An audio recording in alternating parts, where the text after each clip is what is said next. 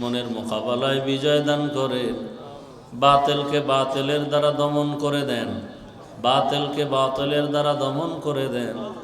আমাদের মাঝে হিংসা দূর করে মোহাব্বত বাড়ায় দেন, ইখলাস বাড়ায় দেন, তাকওয়া বাড়ায় দেন। আয় আল্লাহ প্রত্যেকের সন্তানকে নেককার বানায় দেন। যারা ব্যবসা করে চাকরি করে হালালভাবে বরকত বাড়ায় দেন।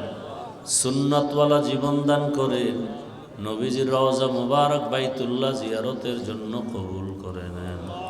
আয় আল্লাহ আমরা যারা হাত তুলেছি জানি না কারা এতিম, বাবা হারা, মা হারা, অসহায়, সমস্ত কবরওয়ালাদের জান্নাত দান করেন।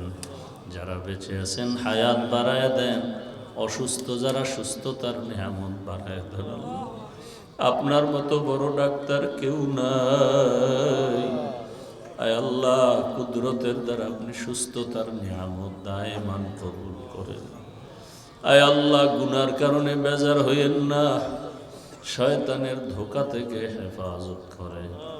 আয় আল্লাহ সুস্থতার সাথে দীর্ঘ নেক হায়াত দান করেন, ইজ্জতের জীবন দান করেন, সারা দুনিয়ায় খেদমতের জন্য কবুল করে দেন।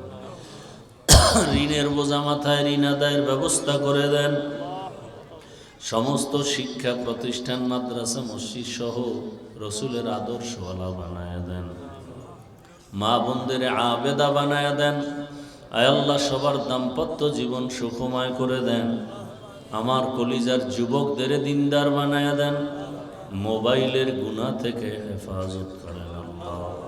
নবীজির মোহাব্বতে আমাদের সকলের দোয়া কবুল করে নেন।